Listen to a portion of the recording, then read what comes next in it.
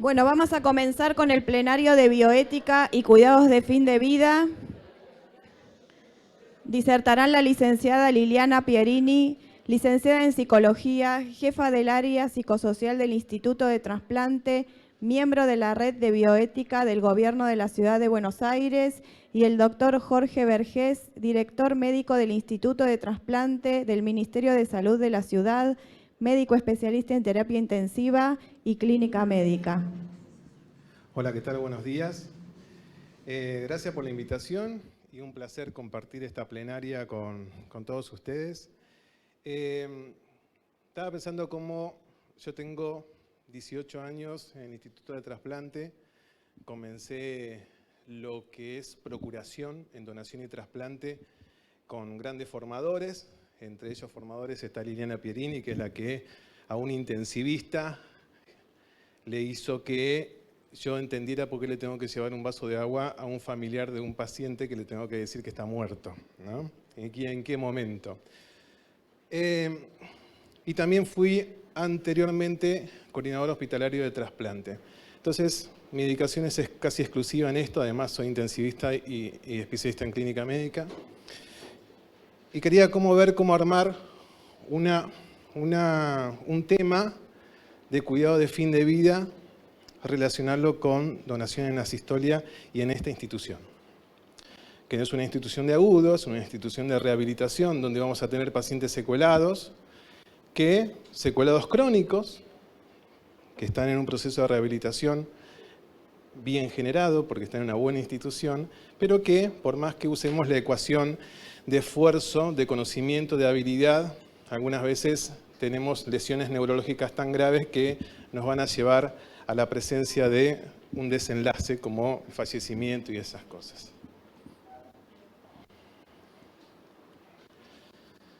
Pero por eso lo voy a relacionar con la donación, ¿sí? Y les voy a decir y les voy a mostrar por qué. Actualmente hay 7.253 personas que están esperando un órgano para seguir viviendo o para mejorar su calidad de vida. Cuando digo seguir viviendo, porque necesitan el órgano para seguir viviendo, porque están en una lista de emergencia o están en una situación de una falla de un órgano. Por eso el órgano se reemplaza y se trasplanta, ¿sí? Hay personas que están en una lista esperando y cuestión de horas o días van a fallecer, otros que están esperando varios meses o años hasta que les llegue el órgano, ¿sí? Y los que le va a cambiar la calidad de vida porque van a recibir un tejido quizás, ¿sí? O un riñón, porque pueden vivir dializándose, pero si nosotros le trasplantamos un riñón, tenemos una expectativa de vida bastante grande. Entonces, quizás un trasplante o necesitan un segundo trasplante y van a seguir viviendo toda su vida. 1.422 fueron los trasplantes realizados en este año. 640 son las personas que donaron sus órganos y tejidos. Acá ya vemos un número, 640 personas que generaron muchos trasplantes, porque no solamente se dona un órgano, sino que se donan varios órganos y varios tejidos. Y esta es la tasa de donante por millón de habitantes, que es una tasa que se usa internacionalmente para medir la donación de órganos en todos los países. Pero siempre tenemos esta balanza. Y hace mucho tiempo tenemos esta balanza, nosotros, muchos países de Latinoamérica, muchos países también desarrollados tienen esta balanza, donde pesa más el lado de los receptores que están en lista esperando un órgano o un tejido, y está más liviana de este lado, de los donantes. Porque no hay tantos donantes como para sacar a todas estas personas que están en lista de espera. Y ahí es donde nosotros tenemos que conocer qué tipo de donantes hay. Hay donantes vivos y donantes cadavéricos. Donante cadavérico en esta sala no hay nadie. Solamente están todos los donantes vivos, ¿sí? Que podemos hacer nosotros, por suerte, hoy, ahora, en el momento, ¿sí? Entonces, perdón, acá me faltó una que se me movió del lugar. Bueno, el donante vivo somos nosotros los que podemos donar a un familiar relacionado. Y le podemos donar una parte del hígado, le podemos donar células progenitoras hematopoyéticas que son la médula ósea, le podemos donar un lóbulo de pulmón, le podemos donar un riñón porque tenemos dos. Y le podemos donar también, podemos donar piel, podemos donar tejido celular osteoesquelético y también podemos donar una córnea. Solamente en esos casos donde, por ejemplo, en la ley 27447 está bien reglamentada, podemos donar piel y hueso en el caso que una extremidad se vaya del cuerpo por una cuestión violenta, no por una gangrena, o que la enucleación sea parte de un tratamiento de un tumor de maxilofacial, entonces se puede nuclear y esa córnea, si es viable, se lleva al banco de ojos, se procesa y se puede implantar en otra persona que lo necesite, ¿sí? Pero podemos donar varios órganos y tejidos siendo vivos. Ahora, si llega la muerte encefálica, que es una lesión neurológica grave, que va a ocupar mucho espacio dentro del cráneo, van a aumentar las presiones intracraneales y en un momento no va a entrar más la sangre por la base del cráneo, se genera esto que se llama muerte encefálica, que es una de las maneras de morir. Nosotros podemos morir de dos situaciones: por cese irreversible de las funciones encefálicas o cese irreversible de las funciones circulatorias. ¿Sí? Lo dice la ley 27447, que es la ley de trasplante, pero no hace falta que lo diga a fines de trasplante, sino que declara las dos maneras de morir. Entonces nosotros tenemos el certificado médico de función, ahí figura la tilde de muerte encefálica o paro circulatorio, ¿sí? Entonces, cuando hay muerte encefálica, lo que se murió es el encéfalo, pero los órganos siguen irrigándose, entonces ese puede ser un donante de órganos y tejidos. Ahora, se puede morir de la otra manera, cese irreversible de las funciones circulatorias, paro cardiocirculatorio, y ese solamente puede donar tejidos, porque los órganos no, porque no están más irrigados. Y también existe otro tipo de donante, que es el donante en asistolia, que es un donante que puede donar órganos y tejidos. Y este es el interesante que hoy yo les voy a desarrollar, porque es un paciente que tiene una lesión neurológica crónica, que le genera una cronicidad, que en un momento, debido a la evolución y al diagnóstico, se va a contemplar la irreversibilidad.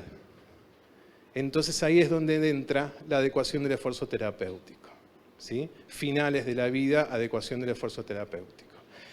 Entonces, este tipo de donante va a poder donar órganos y tejidos porque el corazón sigue latiendo, porque está conectado a un respirador o no. Entonces, ahí sí se arma todo un protocolo para poder ablacionar los riñones, los hígados, ya previamente distribuidos y se van a implantar en personas que lo necesitan. Y también los tejidos. Entonces, el donante cadavérico, como yo le mostré recién en los números, un solo donante puede donar varios órganos y varios tejidos. Un donante cadavérico, que se murió por muerte encefálica, puede donar pulmón, puede entrar el bloque pulmonar entero con los dos pulmones en un receptor, o si no, un pulmón para cada receptor. El corazón, el hígado entero o el hígado partido en split, uno para cada receptor. Los intestinos también se pueden donar, el páncreas, los riñones, y acá están las combinaciones. Se puede donar, por ejemplo, un riñón y un páncreas. Entonces se lo implanta un receptor que llegó a la insuficiencia renal crónica por la diabetes insulino requiriente, que estaba con bomba de insulina. Entonces, una vez que se implanta este páncreas y este riñón que viene de un cadáver, comienza a orinar, no dializa más, y comienza a producir insulina y no requiere más de la bomba y solamente algunas correcciones diarias. Fíjense qué fácil que parece, está todo muy protocolizado y solamente falta que lleguen esos órganos y que esas personas se implanten. Y ahí estamos hablando de calidad de vida, porque esa persona que estaba con bomba de insulina y se dializaba 3 veces por día, ahora no requiere nada de eso, ¿sí? Y vive toda su vida. Bien, una vez que se ablacionan los órganos, se ablacionan los tejidos, córneas, huesos, válvulas cardíacas, si el corazón no es viable, como corazón batiente, piel y vasos sanguíneos. Córneas, es un tejido que es muy lábil, es un tejido que nos permite, dentro de las 6 horas que se produce la parada cardíaca, ablacionar los globos oculares y obtener la córnea, la parte más anterior del globo ocular. El globo ocular se procesa en un banco de córneas que se está en Santa Lucía, Entonces, si hay una parada cardíaca, cualquier paciente que fallece, se le avisa al Instituto de Trasplante en la jurisdicción de nosotros, en la Ciudad de Buenos Aires, ablacionamos las córneas, las llevamos al banco, la distribuimos en una lista donde están los pacientes que necesitan una córnea, y esto es un implante. El implante de la córnea cadavérica para una persona que no ve y quiere volver a ver, por eso está en lista de trasplante, es como si fuera una cirugía de cataratas. Es una anestesia local. Solamente va a haber una anestesia general en pacientes que están quizás con patologías previas cardiológicas, pero si no, es como una cirugía de catarata. Se saca la córnea dañada, se coloca la córnea transparente que proviene de un cadáver, ¿sí? Y esto es un control de una córnea implantada a la semana. Solamente se ven los hilos de suturas que desaparecen después de 3 meses. Esta persona entró a quirófano no viendo y salió viendo. Entonces recobró la visión. Vean qué importante, porque a este paciente se le cambió la calidad de vida, simplemente recibió una córnea de un proceso que se inició llamando por teléfono cuando un paciente falleció. Y acá es donde nosotros tenemos que pensar que existe esta posibilidad de, además del donante entonces cadavérico por muerte encefálica, del que hizo una parada cardíaca, este donante en asistolia. Este tipo de donante en asistolia es el que movió la vara en España. España tiene más de 50 donantes por millón de habitantes. Es el tope de gama a nivel internacional, le sigue Estados Unidos, le sigue Croacia. Nosotros estamos en la mitad de toda esa escala de todos los países, pero porque ellos agotaron la detección de los pacientes con muerte encefálica y con parada cardíaca. Hace poco, un compañero, el doctor Sichero, que estuvo en el TTS del Congreso de Donantes y Trasplantes en Estambul, le contaron los gallegos, los españoles, que ellos tiran los corazones porque no tienen lista de espera cardíaca. Acá no tenemos corazones para los 260 que están esperando un corazón, menos para los otros órganos. Entonces, ellos colmaron esa situación, superaron esa situación de conseguir donantes y van por este donante en asistolia, que en realidad también lo que modificó este donante en asistolia es la disponibilidad de cama dentro de las instituciones crónicas y también de agudos. Porque tras la muerte circulatoria, más conocida como donación en asistolia, consiste en la utilización de órganos provenientes de pacientes cuyo fallecimiento ha sido diagnosticado por criterios circulatorios. Estos son entonces los pacientes que se aplica el retiro del soporte vital por adecuación terapéutica tras el acuerdo entre el equipo sanitario y con los familiares o representantes del enfermo. Entonces, la situación es esta. Tenemos un paciente con una lesión neurológica grave, o otra lesión que no fuera neurológica, pero lo deja con una secuela grave, cronificado, o antes de que empiece esa cronificación, se sabe que es irreversible, ¿sí?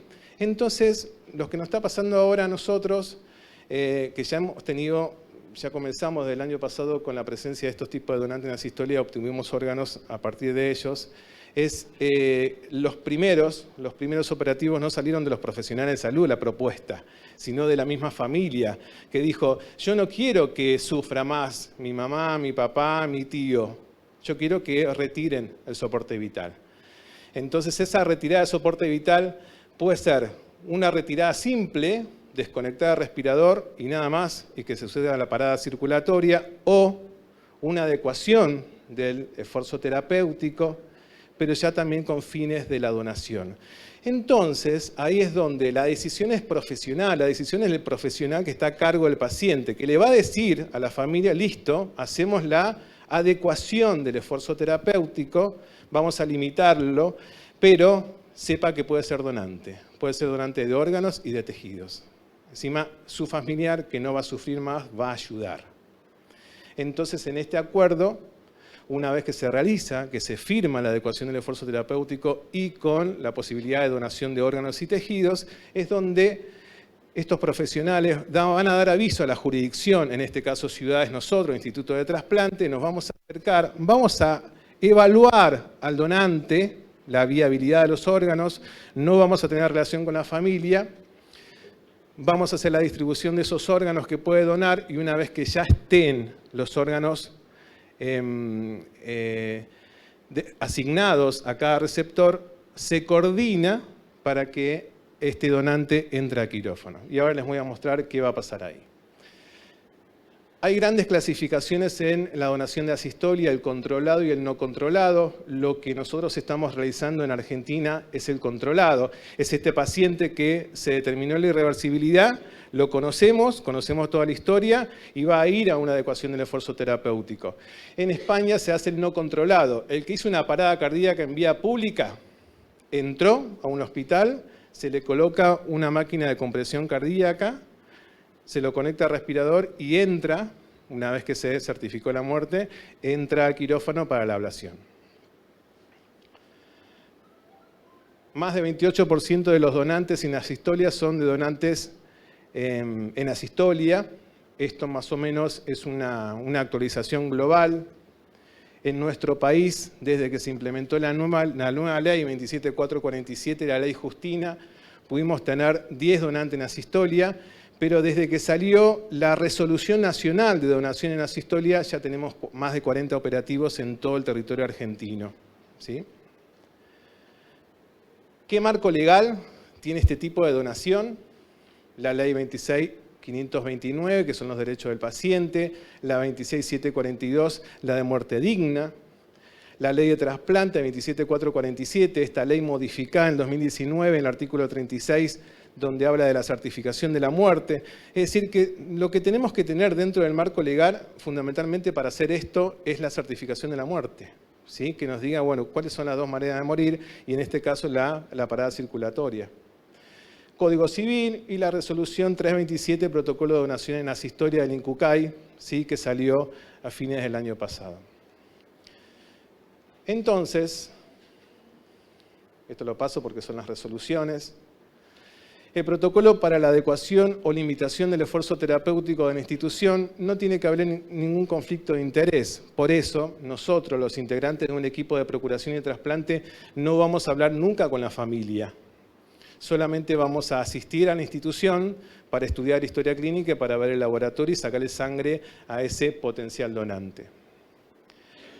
Los profesionales que certifican la muerte no deberán pertenecer al equipo de procuración y trasplante. Si la certificación de muerte se va a hacer dentro de quirófano, porque se establece una hora para entrar, un día y una hora, y la extubación la va a hacer el profesional médico de la institución, nosotros no.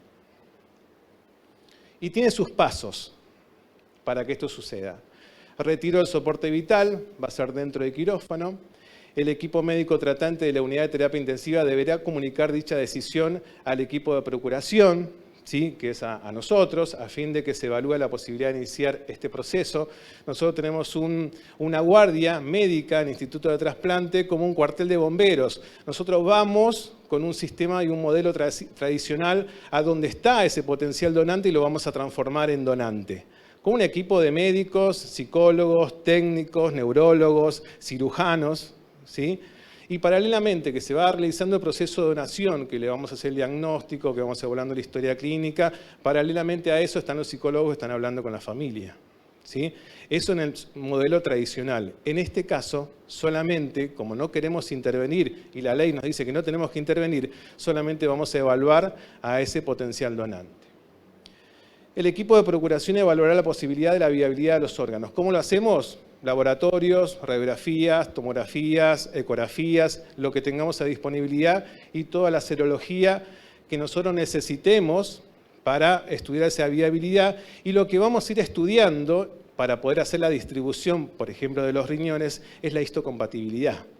Nosotros le sacamos sangre al donante para estudiar el complejo mayor de histocompatibilidad, hacemos un panel y la lista que se va a armar para la distribución va a ser en base a grupo de factor, medidas antropométricas y la información que nos da el complejo mayor de histocompatibilidad del donante, que la comparamos con la del receptor. Porque si no tenemos una histocompatibilidad cerca del 100%, el órgano va a ser rechazado.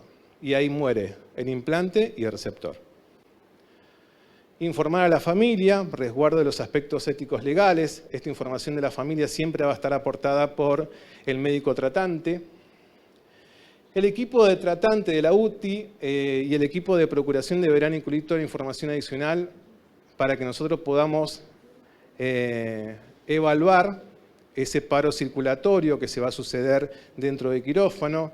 En el punto 6, manejo en el quirófano. Hay todo un protocolo para manejar ese paciente dentro del quirófano porque se lo va a extubar. Pero antes de extubarlo hay un protocolo de sedación, donde se van a aumentar las sedaciones 3 veces, 4 veces, para que esa extubación obviamente no genere angustia, no genere ninguna sensación. ¿Sí? Y ya vamos terminando, sí. El protocolo de manejo de sedación, el equipo tratante del paciente es responsable de realizar este procedimiento y una vez que se certifica el fallecimiento, es donde, después de la distribución de los órganos, se va a hacer esto, que es la ablación y los tiempos de isquemia.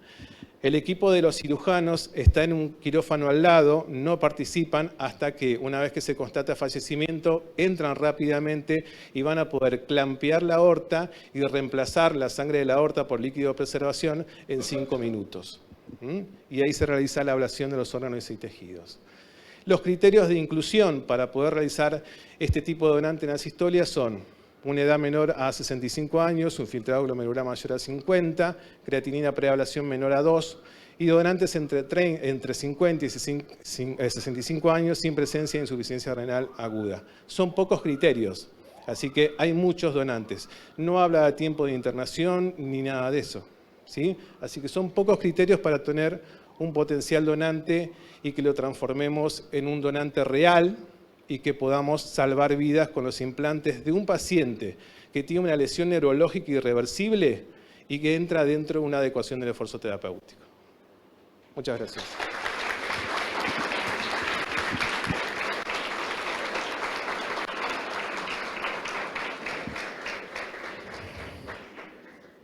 Preguntas.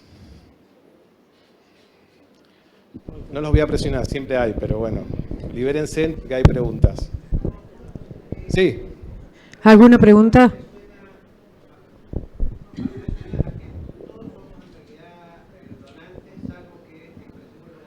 Sí, por ley 27447 todos somos donantes presuntos, a no ser que haya una manifestación negativa a la donación, por los canales habilitados, DNI, RENAPER. ¿Sí? Uno puede manifestar su afirmativa también o la negativa a la donación a través de Mi Argentina también. Sí. ¿Alguna pregunta más? Otra pregunta relacionada a esta, desde la ley nueva con respecto a la anterior, no hace falta más preguntarle al familiar que esté presente si era donante o no, es donante presunto. Entonces no tiene que firmar ningún acta de donación ese familiar. La carga, la responsabilidad que antes tenía ese familiar de firmar un acta para después ablacionar no existe más. Así que es donante presunto, entonces le vamos a dar toda la información necesaria desde que llegamos al operativo de lo que estamos haciendo, de que está con muerte encefálica y que después todos los órganos que va a poder donar, todos los tejidos y toda la gente que va a salvar. En este tipo de donante en asistolia, pero sí en la por muerte encefálica o donante de tejidos. Sí.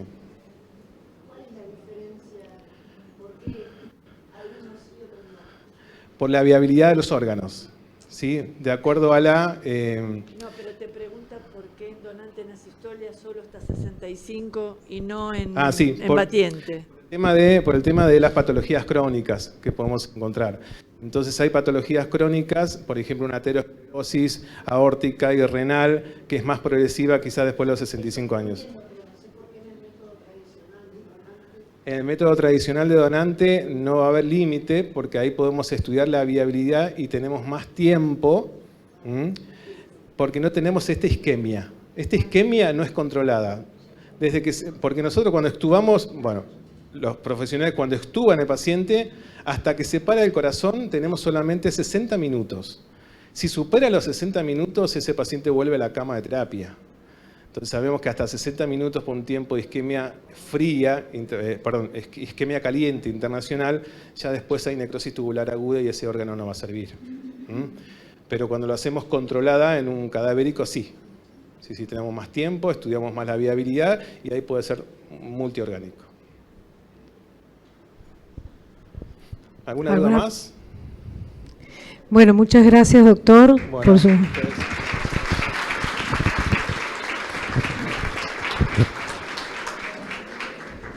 Como dice María Elena Walsh en un escrito, hace mucho que hablo solo y veo que bichaste el reloj.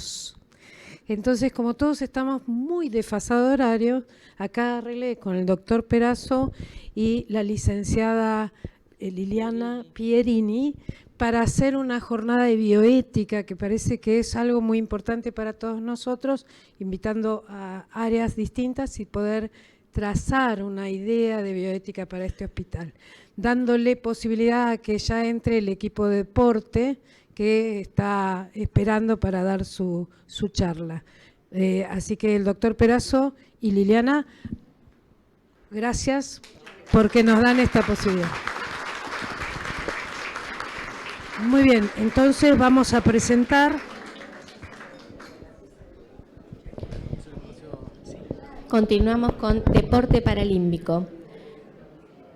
Exponen el doctor Norberto Gagliardi, médico especialista en fisiatría y traumatología, jefe médico del Comité Paralímpico Argentino, exdirector del Hospital Manuel Roca, y lo acompañan miembros del equipo médico del Comité Paralímpico Argentino y atletas paralímpicos. Después de la charla de ustedes, tengo que decir una palabra por Sergio.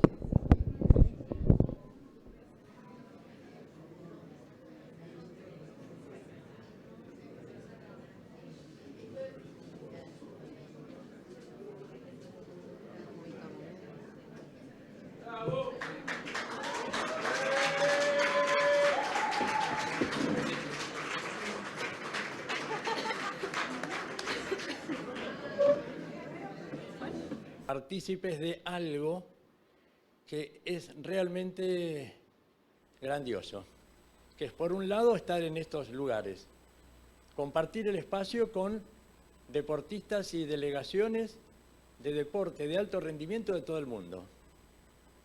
Y por otro lado, estar como estamos hoy, con esta vestimenta, que a todos les llamó la atención y que todos se preocuparon por ver qué eran. Bueno, esta es la ropa con la cual nosotros representamos a la República Argentina. La misma que festejamos cuando festejan el Mundial de Fútbol, los Juegos Olímpicos y los Juegos Paralímpicos. Esta ropa nos representa, nos enorgullece y nos sentimos también orgullosos de ser un pequeño grupo que vaya a saber por qué razones de la vida están en ese momento y en ese lugar. Bueno, esto es un largo proceso, vamos viendo, para entrar en el tema y darle lugar a lo que es el proceso de rehabilitación, el deporte adaptado, presento este video que es una presentación del Juego Paralímpico de Londres 2012. En ello van a poder ver parte de los deportes que se realizan.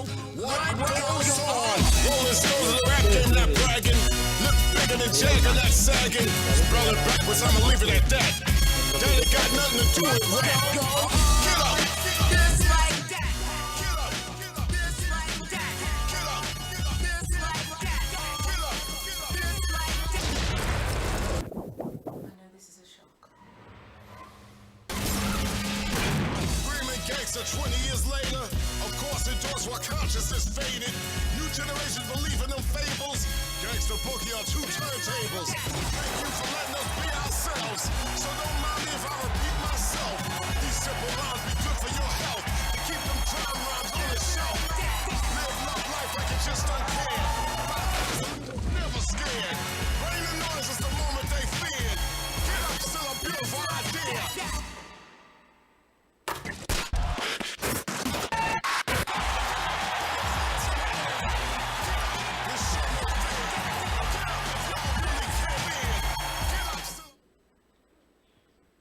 Bien, la filmación es británica, pero ¿cuál es la idea?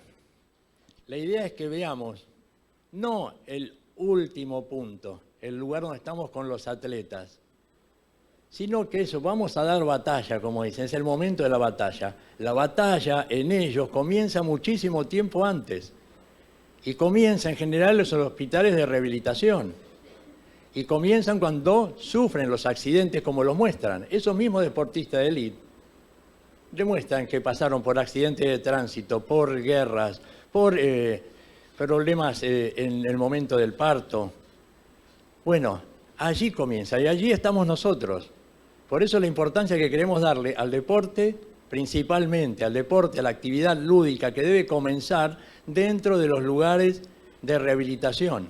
Porque en general, quienes llegan al deporte adaptado, llegan a través de espacios donde los van detectando, principalmente los profesores de educación física, o en algunos lugares kinesiólogos que van observando a estos chicos o a estas personas y los cuales los van orientando hacia un deporte.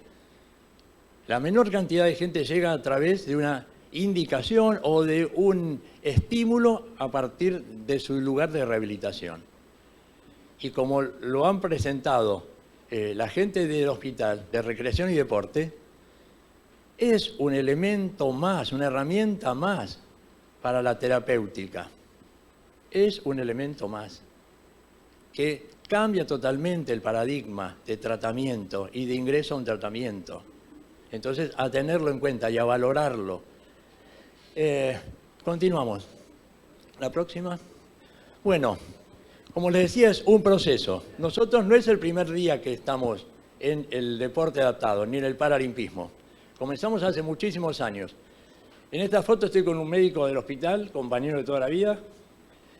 Y bueno, comenzamos con él ya había comenzado, y este es el primer juego en que participamos juntos. Fueron los Juegos Panamericanos en Río, en 2007. 2 médicos, solo 2 médicos.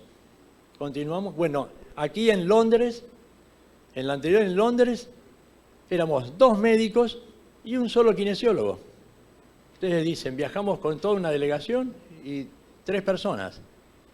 Fíjense en la evolución en el tiempo, cómo, no solamente por la decisión profesional de decir hoy quiero llevar o tenemos que tener un equipo mucho más amplio. No, debe existir, uno, la decisión política siempre, y después el reconocimiento al trabajo profesional, que parte desde la dirigencia, desde los técnicos, los equipos técnicos que consideran que son fundamentales dentro del equipo, los profesionales, médicos, kinesiólogos, en una primera instancia. Y en este momento seguimos creciendo, de acuerdo a ese reconocimiento que además también lo tenemos por parte de los atletas, fundamental, que son a los cuales nos debemos.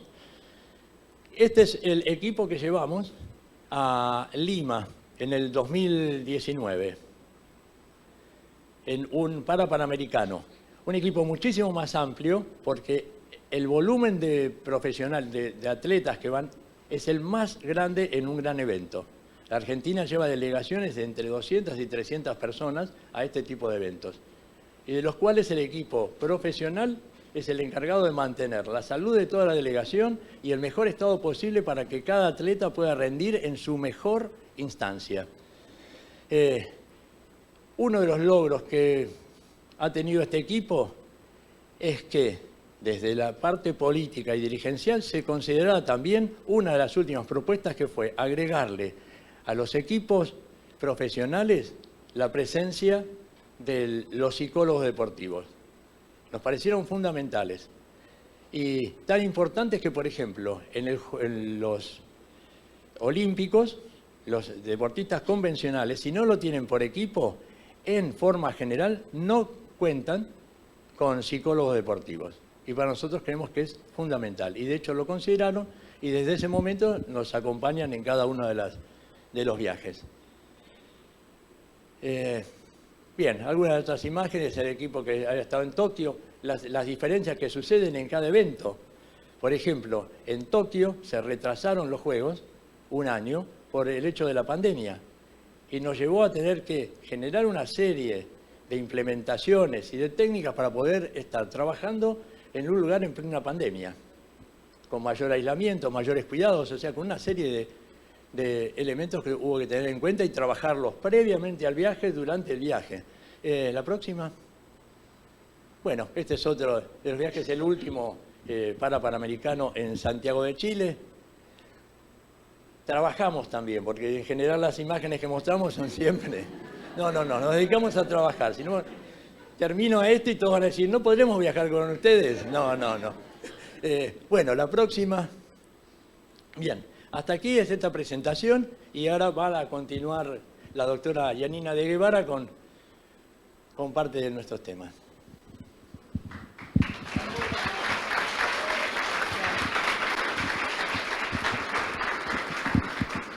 Bueno, buenos días a todos. Para los que no me conocen, mi nombre es Yanina, yo soy médica fisiatra de planta de este hospital y bueno, con mis compañeros participamos como cuerpo médico acompañante de la delegación argentina en los últimos Juegos Paralímpicos de París, así que les quería compartir un poco de lo que fue esta experiencia con algunos datos interesantes relacionados a la historia.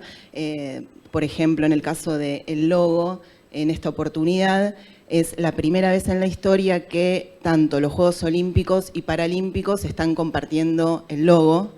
Pensemos que los Juegos Paralímpicos existen desde el año 1960 y desde el año 1988 que está en práctica esto de diseñar logos para los Juegos y es la primera vez que hay una versión unificada, diferenciándose solo por los anillos en los olímpicos y los ajitos en los paralímpicos.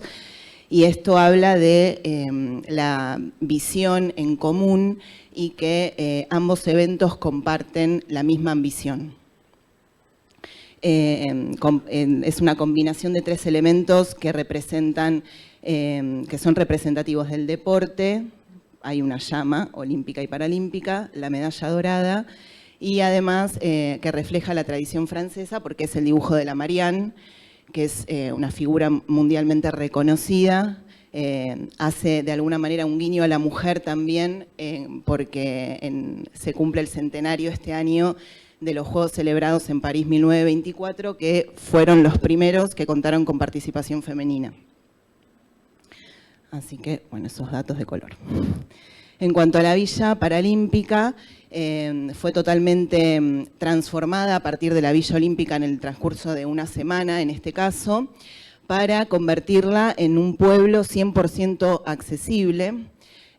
Todas las calles, las veredas, los accesos, los baños, no solamente de las habitaciones del complejo, sino de todo el lugar, eran totalmente accesibles. Ahí tenemos, por ejemplo, una foto del comedor. La idea de todo esto es brindarle a los atletas la mejor experiencia posible para que puedan desempeñar al máximo su rendimiento sin estar preocupados por problemas de accesibilidad, los que suelen enfrentarse no solamente en la vida cotidiana, sino también en este tipo de eventos deportivos. Vemos acá dispositivos de movilidad que se pusieron a disposición en la villa. Estaban estos tiradores eléctricos que a través de una aplicación se podían acoplar a las sillas de ruedas manuales. Había 50 unidades disponibles en la villa y 150 para la ceremonia de apertura, que también, como dato, es la primera vez que se celebra fuera de un estadio y no en cualquier lugar. Se celebró en la Plaza de la Concordia, que es la plaza más grande de París. Y bueno, un poco el concepto dicho por el presidente del comité organizador de los Juegos era tratar de que partir del corazón de la ciudad al corazón de la sociedad para visualizar, y bueno, más allá de este toque romántico en el dato, me parece también importante mencionar que uno podía ver en los distintos lugares de competencia contingencias de, por ejemplo, escuelas, de niños que venían a presenciar los partidos y las competencias, y esto me parece más importante en lo que tiene que ver con promover la inclusión desde la educación y desde las infancias. Esta es nuestra delegación en el desfile por los Campos Elíseos. Vemos acá a nuestra compañera acompañando a nuestro atleta de bochas haciendo uso del til porque fue una jornada larguísima. nos venían a buscar a la villa por orden alfabético de países, así que nosotros salimos a las 2 de la tarde y la ceremonia arrancaba a las 9, así que bueno, se hizo largo y ahí estaba aliviando un poco las presiones. Esto es un poco de lo que era el consultorio, ubicado en planta baja, obviamente con 4 camillas. Después los chicos van a profundizar un poco más en este tema. Y esto también, un dato muy importante para compartirles, que es la primera vez en una villa olímpica y paralímpica que existe este espacio destinado 100% al bienestar y la salud mental. Se podían realizar prácticas desde yoga, meditación, pinturas, mindfulness en realidad virtual a través de estas cámaras o cabinas de desconexión. Incluso se podía personalizar la experiencia poniendo el país y el deporte y armaba toda una serie de ejercicios de visualización y respiración que, aprovechando también el espacio de estas jornadas, me gustaría comentar que, por si alguno todavía no lo sabe, acá hay un espacio en donde se puede practicar el mindfulness, que está a cargo de la licenciada Filadoro de Psicopedagogía, así que aliento a todos los profesionales, sobre todo a mis colegas médicos, a que a los pacientes que atiendan en sus respectivos espacios, ya sea de consultorio o de internación, que puedan invitarlos a este espacio. Bueno, y esto también es algo que se nos ocurrió como actividad para proponerle a los atletas que nos venían a consultar, más allá de las cuestiones físicas y de tratamiento kinésico en relación al deporte en sí. Se nos ocurrió, por ejemplo, proponerles una pregunta para escribir en la pizarra que teníamos disponible en el consultorio. ¿Cuál es tu frase de cabecera? ¿Cómo te sentís hoy? ¿Qué canción te motiva? Y la verdad es que se engancharon mucho con la propuesta, incluso venían a preguntarnos al día siguiente si habíamos cambiado la pregunta o traían algún compañero. Con respecto a la pregunta de las canciones, armamos después una lista de reproducción en Spotify que estaba permanentemente circulando en el consultorio cuando venían, o la compartíamos para los traslados y demás. Y bueno, para ir terminando con mi parte, estas son algunas fotos con medallistas. Está Gustavo Fernández, medalla de bronce en tenis, Rodrigo Romero, medalla de bronce también en bochas, y Hernán Urra, medalla de plata en atletismo. Con Juan no nos sacamos en París, así que nos vamos a sacar ahora cuando terminemos. Y bueno, más allá de que uno siempre busca la foto con los medallistas, el resultado importante no es este. Cada deportista tiene sus propias metas y objetivos que son muy diferentes y que, si bien todos tienen la ambición de la medalla, lo importante para nosotros, que sí compartimos la meta, es acompañarlos en todo el proceso a lo largo de su trayectoria deportiva. Y también otra cosa que me parece importante recalcar es que ese acompañamiento no debe ser solo en estos momentos, sino acompañarlos a lo largo de todo lo demás, ¿no? Que implica el punto final, que es este. Muchas gracias.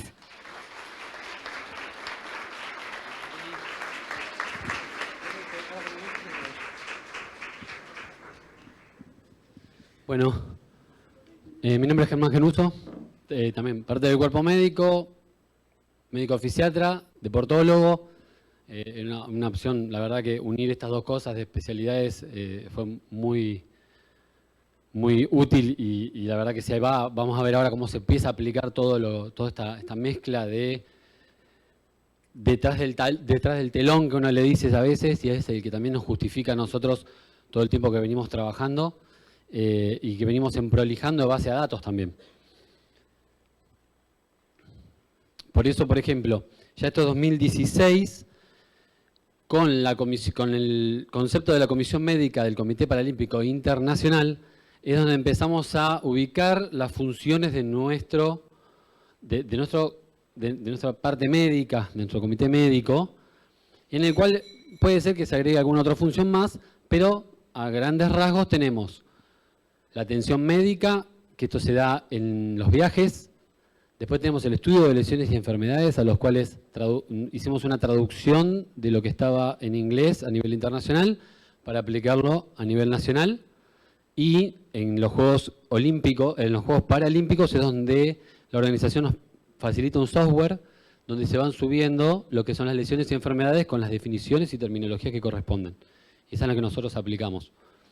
Y eso nos da conductas, y ahora vamos a mostrar un poco eso. El desarrollo de protocolos médicos, que la verdad que también es importante para recabar datos y para tener lo que, por ejemplo, en Perú existe el pasaporte saludable. O se quiere hacer una historia clínica de los deportistas, nosotros estamos teniendo una base de datos cada vez más grande para tomar decisiones o participar activamente en el cuidado de los deportistas. El monitoreo de la disreflexia autonómica y el boosting, que lo único que nos diferencia en lo que es dopaje a nivel deportivo, lo va a hablar Lu, no voy a anticipar mucho más a eso, junto con el TUE, que arriba también está relacionado con el dopaje. Educación en el atleta, que para nosotros es indispensable. Nos ha pasado a atletas con mielomeningocele, por ejemplo, que no se habían dejado de sondar, porque como que el deportista sondarse era como que lo había dejado atrás y que de golpe hay que estar siguiéndolos con lesiones renales, por ejemplo, avanzadas, crónicas. Y eso podía haber sido se había podido prevenir con educación. Y la gestión sanitaria, la verdad que en eso el hospital, como habíamos dicho en una charla previa, es uno de los bastiones del hospital. Es la asistencia que se le da al deportista que tiene una necesidad de algún estudio, de alguna evaluación, de las ergometrías, que tenemos el ergómetro adaptado, el trabajo casi siempre de todos los profesionales a los cuales decimos que hay que ver a algún atleta, están totalmente predispuestos a tratar de ayudar y resolver. Estudios de ecografía, radiografía. Así que bueno, todas estas funciones están acompañadas de la clasificación funcional y la búsqueda del performance, que sería como lo ideal para trabajar y tener resultados. En cuanto a la atención médica, se habían visto algunas fotos, tenemos algunos conceptos que es la cobertura completa, o sea, esto es el laburo desde antes de viajar. En el viaje, por ejemplo, en un viaje cuando es más de 6 horas, las guías internacionales del viajero, por ejemplo, hablan de riesgo de trombosis, bueno, para todos. Y nosotros haciendo un poco una división, el que tenía una cuadriparesia, generalmente la lesión medular cervicales, tenía más riesgo. Entonces, las medidas de compresión mediana van para todos en el cuidado. Y hemos visto también que al llegar al destino, quien no las usaba o con una lesión medular, tenía edemas, y que le hacía ir frecuente, por ejemplo, al baño para ir limpiando ese edema y le interfería con el sueño, que es lo que allá tenemos que estar concentrados en otra cosa. Entonces fuimos aplicando una serie de consejos previaje, por ejemplo, que le hicimos nosotros, como para ir previniendo. Ya empezamos a prevenir, nos íbamos un poquito más atrás. En cuanto a la cobertura completa, buscamos conectividad, no podemos estar sin señal para llamarnos por cualquier cosa que pasa. Tenemos que tener los mapas. Estos son el mapa de los subtes de París. Cómo estar y en cuánto tiempo podíamos estar en las diferentes en estadios o eventos deportivos que se iban a dar. Si llegábamos, quién iba, quién no iba, cómo volvía. En base a los calendarios. Estos son los horarios igual de Argentina, hay que sumarle de Argentina hay que sumarle 5 horas. Pero veíamos si era por medalla, si era deporte competitivo, si competía y volvía a competir, eso tenía una cobertura mayor. Tuve una estrategia de fondo para cumplir con el otro objetivo, que es 0 días perdidos. 0 días perdidos por lesión o enfermedad, tiene que no perder ni entrenamientos ni competencia, porque se juega los 4 años previos ahí. Y en eso a veces tenemos que hacer intervenciones y seguir al equipo, junto con salud mental, como decíamos previamente, y tener un abordaje. Y acá nos habíamos organizado en turnos.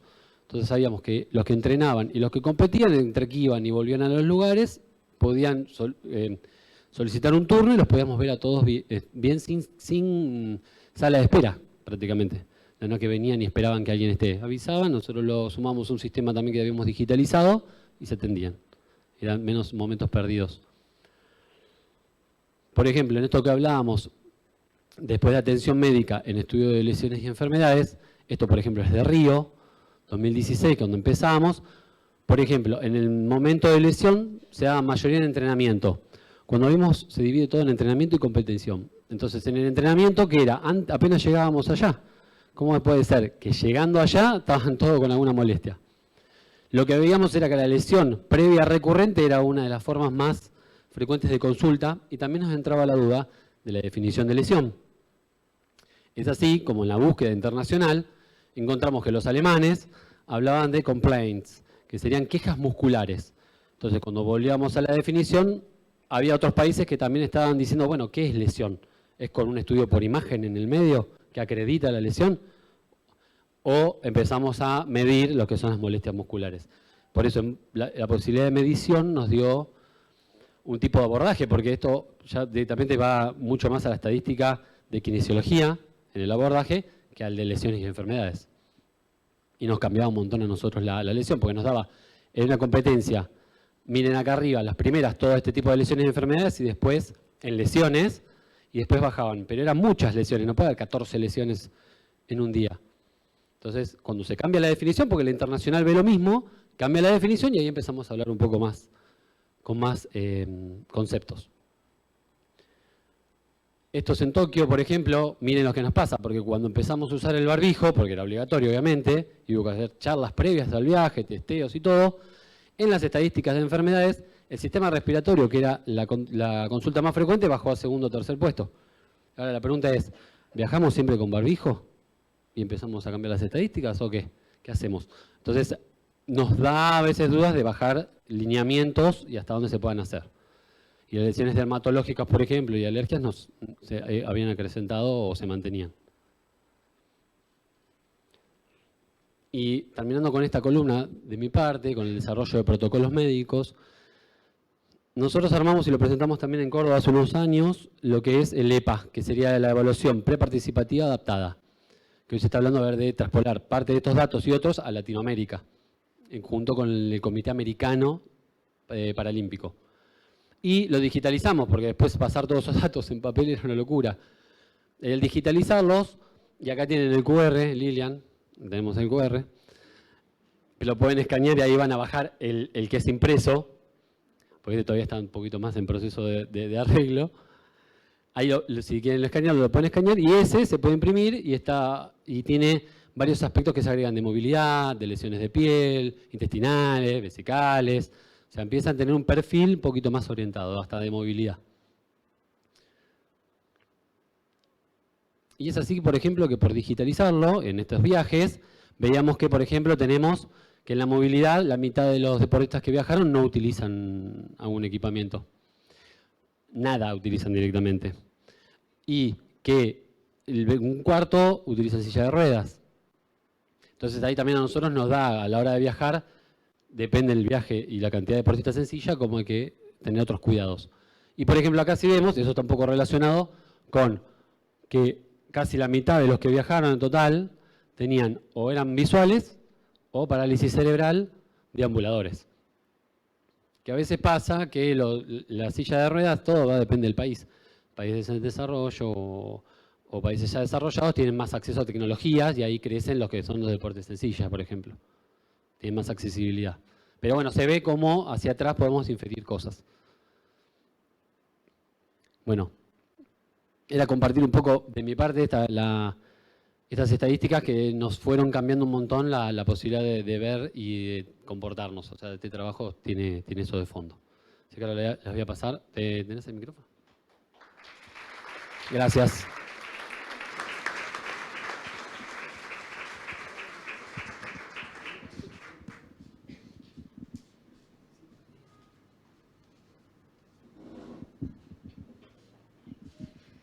Buenos días, ¿qué tal? Yo soy Cecilia Sánchez Correa, soy kinesióloga y él es mi compañero, el licenciado Leandro Félix, kinesiólogo también.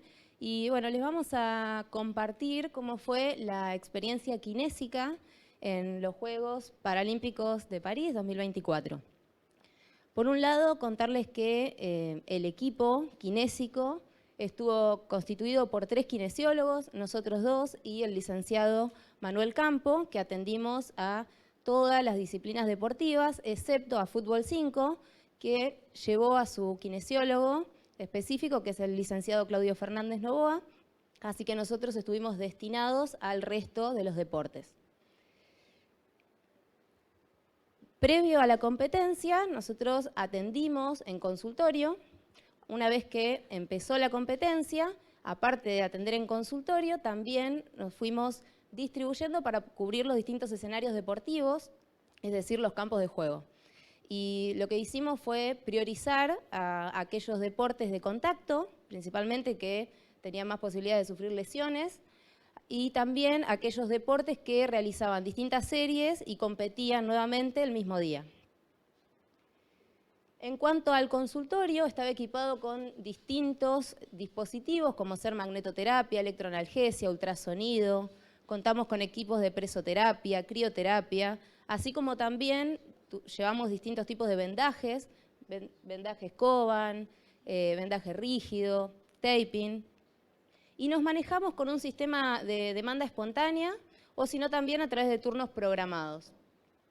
En total, realizamos 247 intervenciones kinésicas en 48 deportistas. Esto representó que kinesiología atendió al 80% de toda la delegación, un número interesante.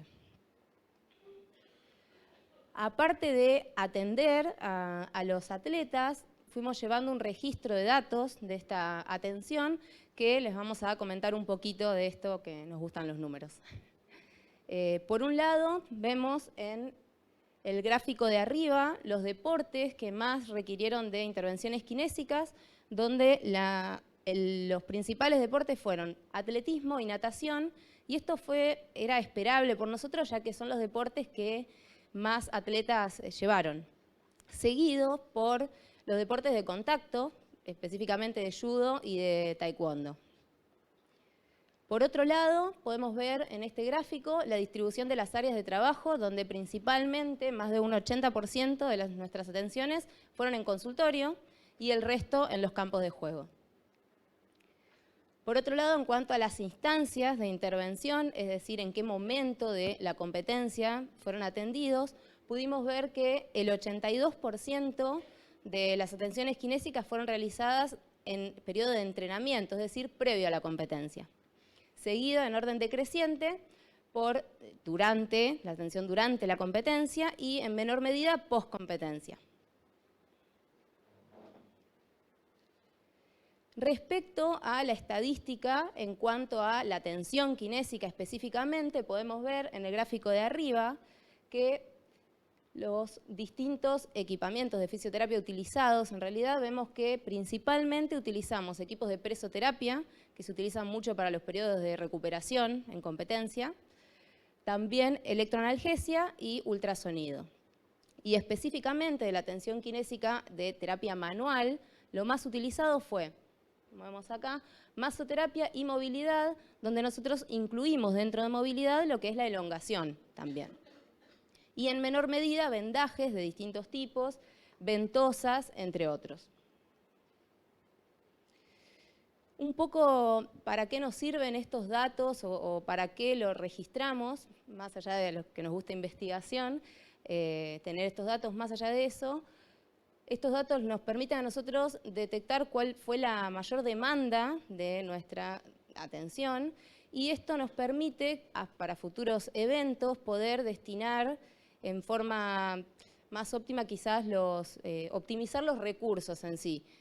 Cuáles equipos se utilizaron más, bueno, quizás llevar más de esos equipos y demás. Y de esta forma también poder planificar estrategias de prevención de distintas lesiones deportivas en los atletas paralímpicos. Bien, bueno, buenos días, gracias por estar acá.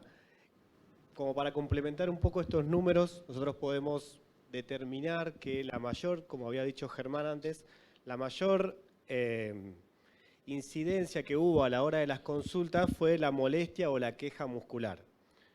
Entonces, en base a esa cantidad de demanda que había, que es prácticamente el 80% de la estadística se basa en esa molestia muscular, hubo algún que otro desgarro por ahí dando vuelta que después se hablará. Entonces, ese tratamiento de queja muscular principalmente se resolvió en este caso con la mayor utilización de la masoterapia, que también es el tratamiento más requerido por los atletas, y cualquier otro equipo de electroanalgesia o magneto fueron lo más utilizados, al igual que las botas de presoterapia con crioterapia, que fueron aportados en este caso por el ENART.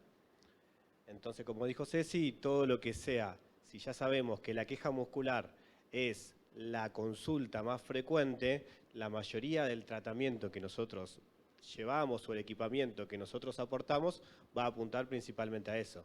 Teniendo en cuenta que después en competencia, ya cuando la atención no es en consultorio y es en campo, mayormente habrá que improvisar según lo que se espera del deporte o lo que puede suscitar en el deporte, que a veces es totalmente inesperado.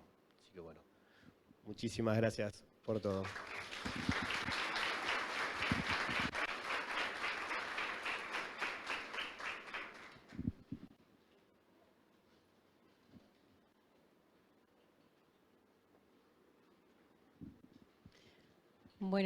Para que justo me da, ahí está. Buenos días a todos, bueno, gracias por estar, por presenciar esta presentación conjunta, ¿sí? Este bloque, que bueno, claro, sabrán que todo el equipo es muy apasionado y que somos bastante fanáticos de toda esta rama de la rehabilitación y en realidad de la calidad de vida de muchos de los pacientes que atendemos en conjunto. Me presento, mi nombre es Luciana Ganó, yo soy médica fisiatra de planta, como y también de acá del hospital. Hice un posgrado en Medicina del Deporte también y bueno, soy también ex deportista de alto rendimiento, lo cual también ayuda y me parece que enriquece toda la intervención que uno pueda tener a la hora de tratar a algún deportista, porque básicamente la empatía es muy grande con lo que buscan y lo que sienten. Así que bueno, arranco. Bueno, yo les voy a hablar brevemente de dos aspectos principales de nuestro acompañamiento. Aparte de seguir todos los aspectos médicos, de lesiones y bueno, el trabajo interdisciplinario que se genera desde el grupo, también parte de los objetivos del equipo es poder acompañar en lo que es el proceso de clasificación deportiva de los atletas, ¿sí? Para que tengan una idea muy general, el tema es largo, pero también sencillo de entender. La clasificación deportiva es un proceso de evaluación que transcurre el atleta, que tiene como fin, como objetivo, tratar de que las condiciones de competición sean más equitativas para todos los deportistas, sabiendo el espectro de cuadros, tanto físicos como eventualmente visuales o mentales, que pueden llegar a tener nuestros deportistas, ¿sí? Entonces, bueno, este proceso de evaluación del atleta varía según el deporte, cada deporte tiene su manera específica de clasificarlos y bueno, eso va también condicionando la variabilidad en la forma de evaluación de cada deportista. Como línea general, bueno, hay que tener 3 preguntas en la cabeza posibles. Uno es si nuestro posible atleta o atleta que esté interesado en lo que es el deporte de alto rendimiento para competir en lo que son las líneas del Comité Paralímpico Internacional, bueno, si tiene una patología elegible, ¿sí? Hay que ver si lo que tiene entra dentro de lo que está regulado para poder competir dentro del circuito del IPC. También, en caso de quedar fuera de estas patologías elegibles, hay otros circuitos paralelos que facilitan la competición en caso que la quieran realizar, pero bueno, no sería bajo este organismo, ¿sí? Por otro lado, una vez que ya detectamos que bueno, nuestro paciente potencial deportista o nuestro aspirador a deporte de alto rendimiento tiene una patología elegible, hay que ver que cumpla con el criterio de discapacidad mínima, ¿sí? Tiene que tener un mínimo de discapacidad para poder ser elegible dentro de cada disciplina deportiva, ¿sí? Y lo último es asignarle efectivamente una clase deportiva, justamente para tratar de que compita dentro de un grupo de pares, ¿sí? Que tengan una similar limitación en la actividad, ¿sí? A fin de hacer una competencia un poco más justa.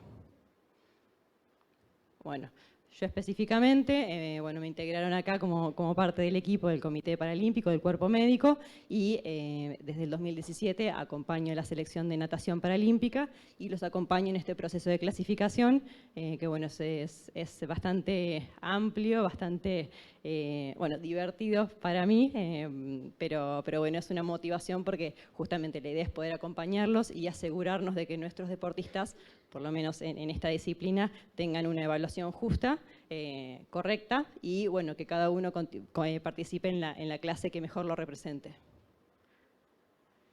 Bueno, tipos de discapacidad que pueden ser incluidas dentro del IPC. Tenemos pacientes que tienen alguna alteración en la fuerza muscular, en el rango de movimiento, alguna deficiencia de extremidades, diferencia en la longitud de las piernas, talla baja, pacientes con hipertonía, ataxia, atetosis, deterioro de la visión y discapacidad intelectual.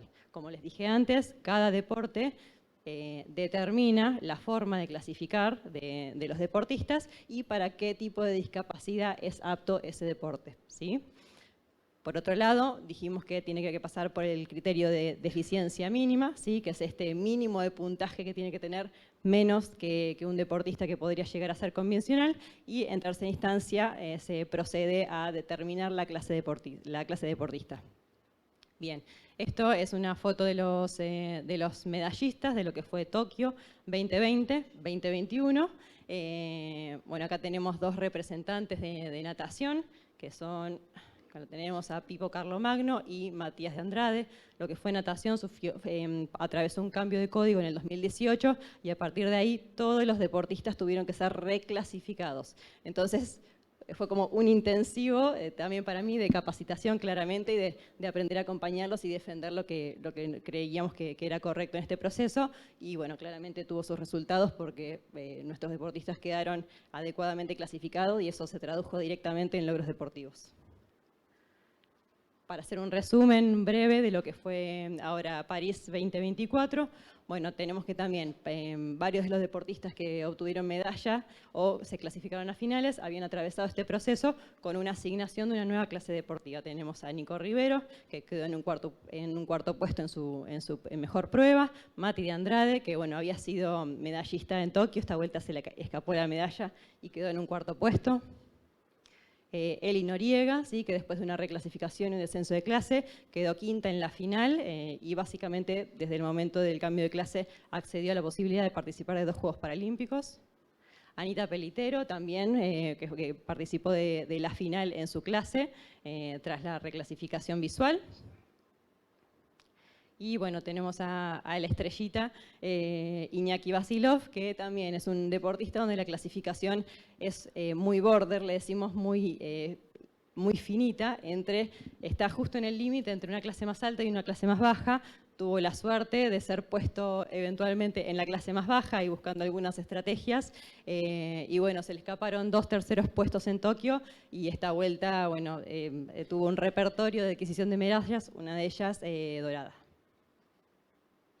Bueno, y como segundo ítem que voy a hablar yo en relación al acompañamiento del atleta, bueno, tenemos lo que es la educación de los atletas y lo que puede llegar a ser lo que es el antidopaje, boosting y TUBE, que son las autorizaciones de uso terapéutico. Como educación del atleta, bueno, siempre estamos tratando de participar de lo que pudieran llegar a ser concentraciones, tratamos de irlos abordando de manera lo más temprana posible para que vayan adquiriendo hábitos saludables, ¿sí? Lo que es ir incorporando pautas del entrenamiento invisible, ¿sí? Que es el descanso, la nutrición y la salud mental. Bueno, en pandemia se hicieron desde encuentros virtuales, charlas, uno va presencial tanto a los torneos como a las concentraciones y trata de a poquito irle incorporando pautas de autocuidado, de convivencia también para competencias y concentraciones y bueno, poder estirar lo más posible y hacer lo más saludable posible esta vida deportiva que tengan. Y en lo que es en relación a las autorizaciones de uso terapéutico, es la autorización, el proceso de autorización que tiene que generar el atleta y el equipo médico para que cada deportista pueda tomar legalmente, sin tener problemas de antidopaje, medicación que necesite, ¿sí? Claramente muchos de nuestros deportistas toman un gran repertorio de medicación, hay algunas que están incorporadas en lo que es el código de antidopaje de la WADA, entonces bueno, nosotros vamos haciendo el acompañamiento desde la consulta de si pueden tomar algo o bueno, también están los TUBE retroactivos que una vez que eventualmente un deportista tuvo un problema de salud, fue a una guardia, le dio una medicación y accidentalmente tomó o le aplicaron una medicación que no estaba permitida dentro del código antidopaje, bueno, tenemos que hacer todo el tramiterío de que justifique por qué tomó o le aplicaron lo que le aplicaron para que no tenga problemas, ya que, bueno, si llega a alguna competencia internacional o está registrado dentro de los deportistas que hacen un seguimiento incluso in situ o en el lugar de residencia, no tengan problemas. Y a modo de mención, y también relacionado con lo que es la educación del atleta, y un poco también lo que comentó Germán en relación a lo que es el acompañamiento de los atletas, sobre todo en la gestión de los viajes.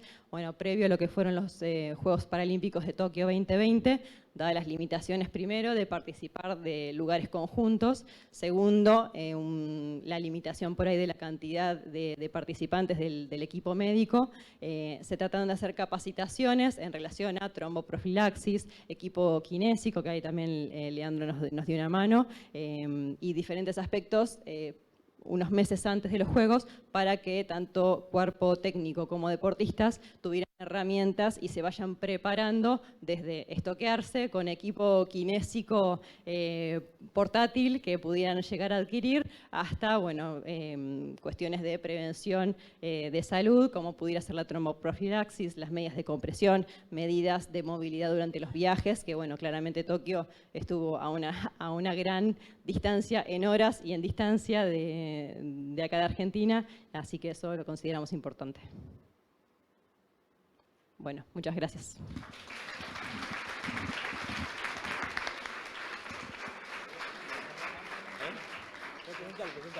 Hola.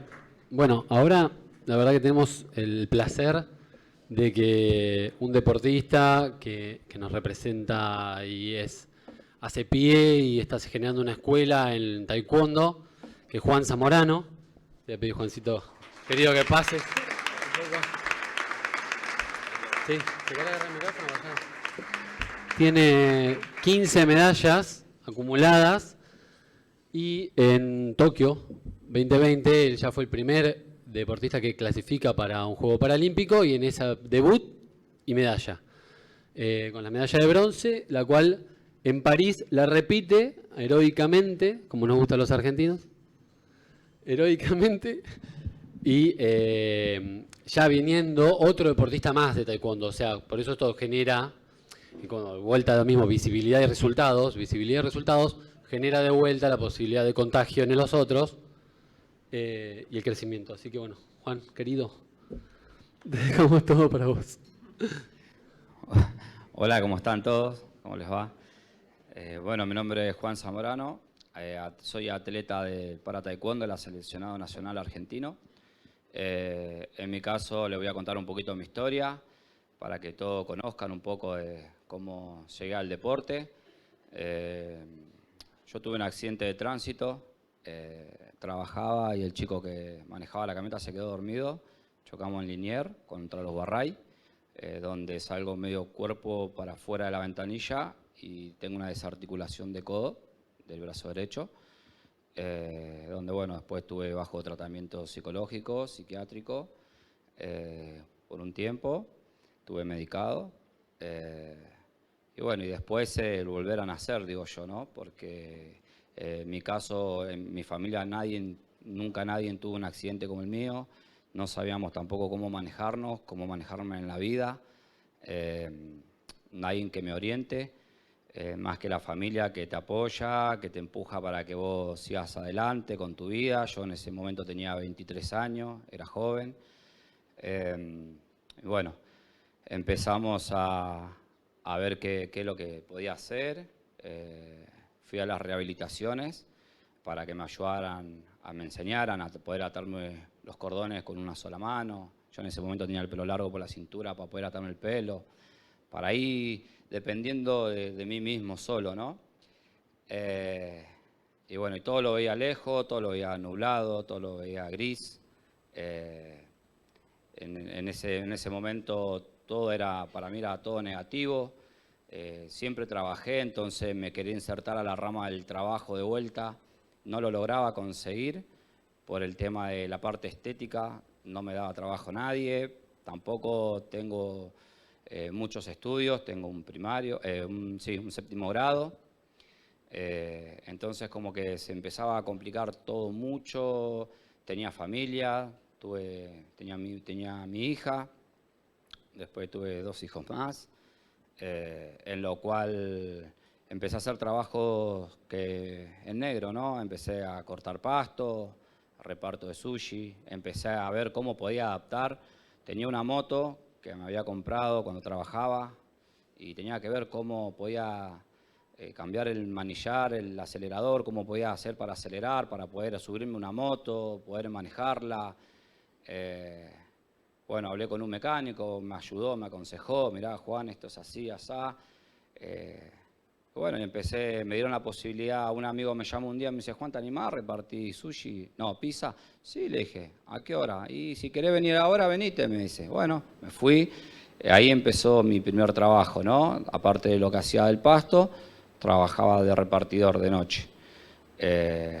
Bueno, eso empezó a ser como una salida laboral. Después con mi papá empezamos a mi papá, cuando yo tuve el accidente, también lo echan del trabajo. Se queda sin trabajo también él. Entonces empezó a hacer albañilería, trabajos en las casas, lo que podía.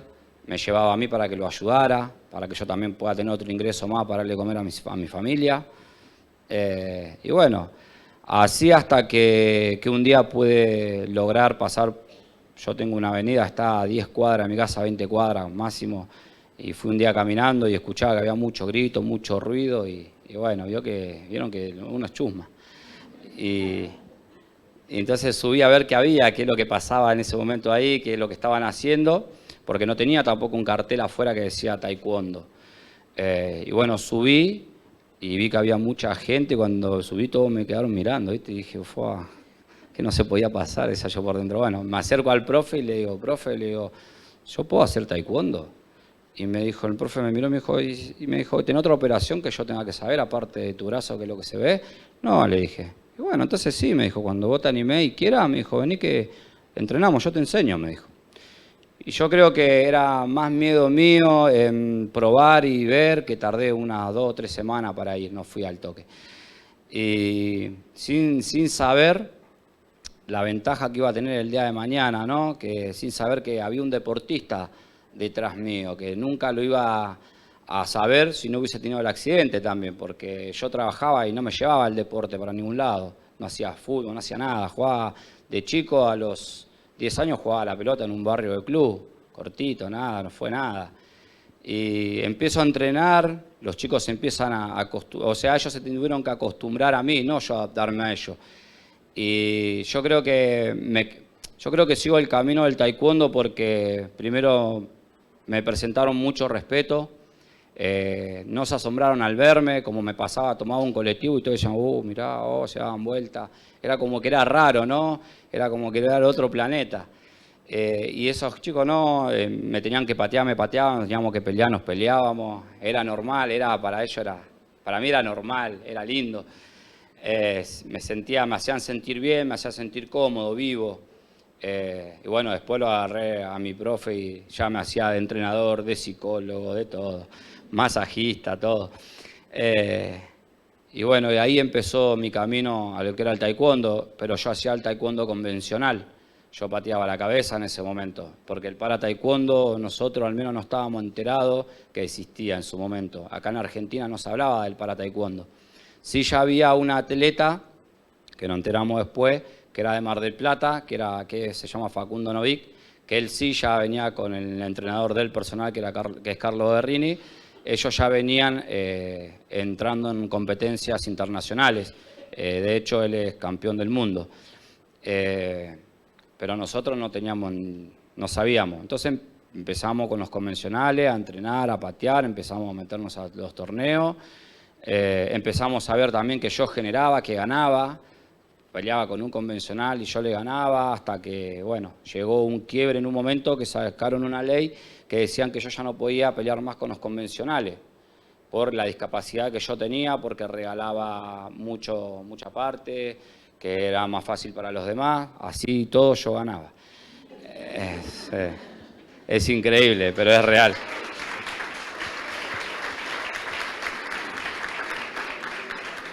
Es increíble, pero es real. Bueno, tuve 3 años que después me volví a dedicar al trabajo, bueno, a todo lo que venía haciendo anteriormente, ¿no? Trabajo albañilería, sushi, empecé a cortar el pasto, era laburar, solamente laburaba para poder mantener a mi familia. Mi señora también laburaba, cosía en mi casa para otra persona, pero bueno, todo en negro. Hasta que sale el tema del para taekwondo, que le llega a los oídos a Luca Guzmán, que es el hijo de mi entrenador personal. Y me comentan, me cruzan un día en Morón y me dice, che, Juan, me dice, tenés que ir al gimnasio, tenemos que hablar porque está la posibilidad de que vos puedas entrar en el para taekwondo. Me dijo, a vos no se te va a hacer muy difícil, me dijo, cambia un poco las reglas nomás. Vieron que todo cuando te quieren enganchar algo te lo minimizan. ¿Verdad? Y yo tengo el sí re fácil. Bueno, dale, sí, no hay drama. Chao. Ni sabía en lo que me metía. Bueno, vuelvo a mi casa, le digo, mirá, amor, le digo, me crucé con los chicos así, con Eduardo. Me dijo que vuelva de vuelta al gimnasio a entrenar. Yo ya tenía como 80 kilos, estaba re gordo. Quiere que vuelva a entrenar, que salió el para taekwondo. Y le digo, ¿qué hago? Y anda a ver, me dijo, probá. Si total, con ir a preguntar y escuchar, no perdemos nada. Bueno, me fui.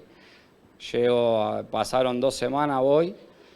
Ahí me empiezan a comentar, mi entrenador me comenta, me dice, mirá, Juan, Lucas estuvo averiguando afuera que está el para taekwondo, donde vos podés entrar, me dijo, por la discapacidad que vos tenés, entrar en CAS 44, me dijo, es la categoría olímpica, me dijo, tenemos 4, si vos me decís que sí, tenemos 4 años justo para los Juegos de Tokio, me dijo, podemos llegar a lograr entrar, me dijo, y no sé, me dice, cambia un poco las reglas. Me dice, ya no se puede patear la cabeza como pateabas antes. Me dice, ya tenés que bajar las piernas. Me dijo, pero después lo único que cambia es eso. Después todo igual. ¿Y qué decís vos? Y me lo miro y le digo, ¿y te parece? Yo estoy re gordo. Le digo, ¿y en qué categoría voy a entrar? Y me dice, no sé, después vemos la categoría. Le digo, olvídate que bajo a 6'3", no llego ni loco a 6'3", porque yo siempre peleé en menos 63 kilos, era re flaquito. Le digo, olvídate, a menos 6'3" no llego ni loco, le digo. Y me dice, bueno, no importa, después vemos el peso, la categoría, después lo vemos. Hablamos con el entrenador nacional y lo podemos ver, lo vamos viendo. Bueno, listo. Empezamos a entrenar y él ya me hacía de todo, de entrenador, de sparring, de psicólogo, porque claro, también yo vuelvo a entrar a un ritmo que yo ya había perdido y psicológicamente también ya no sabía si quería o no quería porque terminaba ahogado, mucho entrenamiento. No teníamos preparador físico, lo hacíamos nosotros en las plazas, íbamos con rueda, con soga, con escudo, a lo Rocky. Sí, literal. Entonces, bueno, la idea era poder ingresar a los nacionales, al primer nacional que se hacía en el año, en el CENAR, para que la gente me viera, los entrenadores me vieran, y de ahí se evaluaba más o menos si se podía dar la posibilidad de que yo entrara en el para o no. Lo decidían después. Obviamente no llegué ni a 70 kilos, creo que estaba en 75 kilos cuando estaba peleando ahí. Hacemos una exhibición con Facu, que él venía, que él ya estaba incluido en el para, que él empezó a promover el para, fue el primer atleta que empezó, el paraatleta que empezó a promover el para taekwondo. Bueno, me dan la posibilidad de hacer una exhibición con él, que terminó siendo lucha, porque la exhibición se descontroló. Y bueno, ahí se habla con el maestro Carlos Guerrini, él nos dice que sí, que podemos estar, que empecemos a entrenar. Después se me da la posibilidad de hablar con Gabriel Taraburelli para que me dejara entrenar, porque nosotros también entrenábamos en el gimnasio, pero me faltaba la parte de lo electrónico, el chaleco, poder patear el chaleco electrónico. Yo no tenía ni idea cómo patear un chaleco electrónico, porque antes se peleaba con chalecos comunes, no había sensores, no había nada cuando yo arranqué en la escuela. Entonces Gabriel me dice, bueno, si querés empezar los viernes, venite todos los viernes y los sábados que hacemos lucha, los viernes para que vos vayas fogueando con el chaleco, los viernes y los sábados te vas probando haciendo lucha con los chicos. Bueno, genial.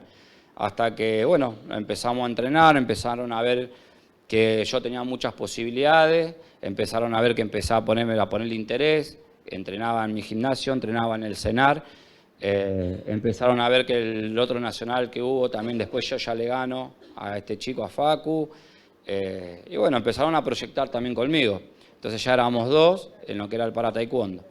Y bueno, y de ahí empezó mi carrera, ¿no?, profesional, donde me empezaron a explicar de vuelta bien las reglas, cómo funcionaba. El primer viaje que tuve nos fuimos a Dominicana, era el viaje que marcaba el camino, porque al no conocerme nadie, nadie se la quería jugar, como quien dice, para poner la plata para que yo viajara. No podía perder, tenía que ganar sí o sí. Porque si yo ganaba, sacaba la plaza para los Juegos de Lima. Entonces yo necesitaba ganar. Y era tanta las ganas, el apoyo que tenía de mi familia, del entrenador, del entrenador nacional en ese momento, que yo veía que ellos tenían que yo progresara, entonces le metimos toda la ficha. Ganamos cuando fuimos a Dominicana, en Lima saqué bronce, que fueron los primeros juegos. Y bueno, todos los viajes fueron así, sin saber a dónde me metía ni con quién peleaba. En la categoría que quedé en ese momento, hasta los Juegos de Tokio, eran menos 75 kilos.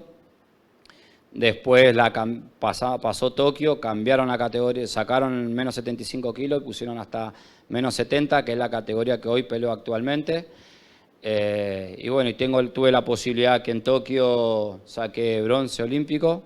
Y bueno, después hicimos otra vez 4 años más y llegamos a los Juegos de París con otro bronce más. Y bueno, yo creo que, yo siempre digo, ¿no?, que hay todo un equipo atrás mío, no soy solamente yo, o sea, yo soy la figura que después la ven ahí, pero también tenemos la parte médica, que los chicos están todo el tiempo, cuando vamos tengo un desgarro, me duele acá, y ellos están y te atienden y te dicen volvé después. Y los volvemos locos a veces también a ellos. Sí.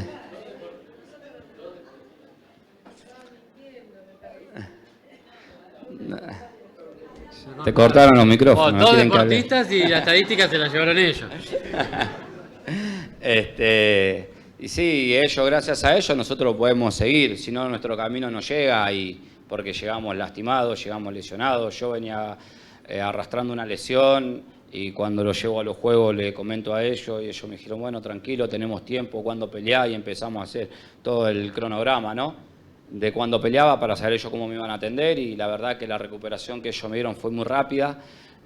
Pude pelear muy bien porque no me dolía nada, entonces para mí como atleta es una tranquilidad mental que tengo al 100%, saber que no me duele ni la uña, entonces puedo dar el 100% y no estar pensando en el desgarro o en que me duele el tobillo, nada. También tengo la confianza de decirle a ellos si yo necesito tomar alguna medicación, chicos, ¿qué podemos tomar? ¿Qué puedo tomar?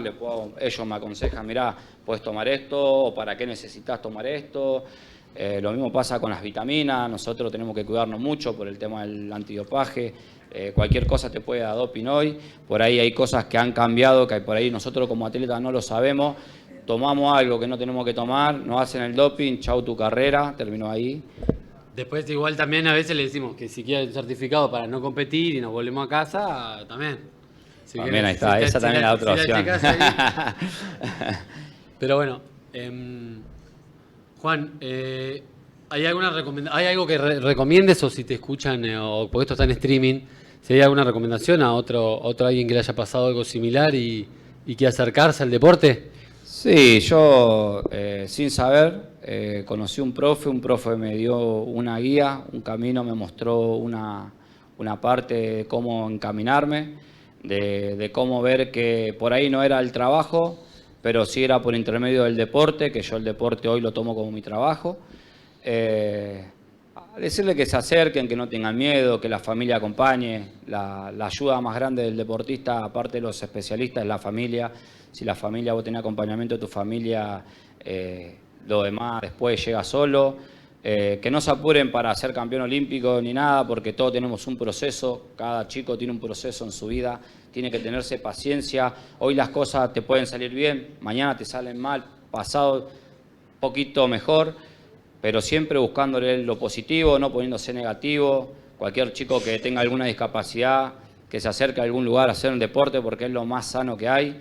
El deporte te ayuda, a mí me ayudó en la vida, en la familia, hoy poder hablar con ustedes, poder presentarme con ustedes, no tener vergüenza de cómo estoy hoy físicamente, de poder verme al espejo todos los días, de sacar a mi hijo de la mano, llevarlo y que venga un chico y me pregunte, ¿te falta un brazo? Sí, falta un brazo. Y le cuento y me cuelgo a contarle toda la historia.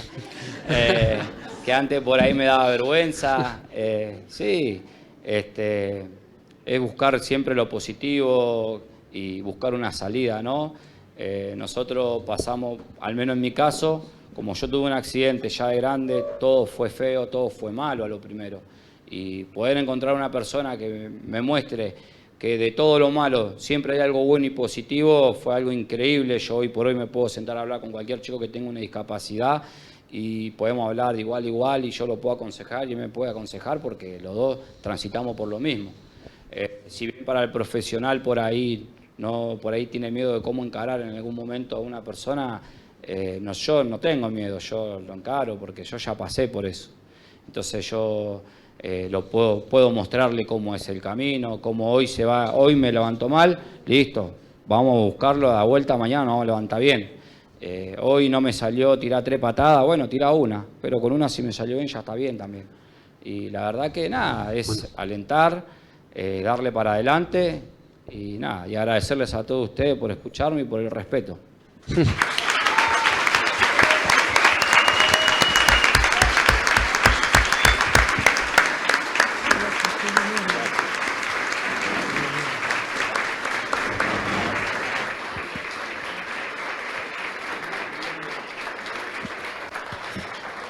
Bueno, vamos a dar las gracias a todas las personas que se hicieron presentes en estos 2 días de jornada y a todas las personas que se sumaron en streaming de los distintos lugares de la Argentina, de Latinoamérica y de España.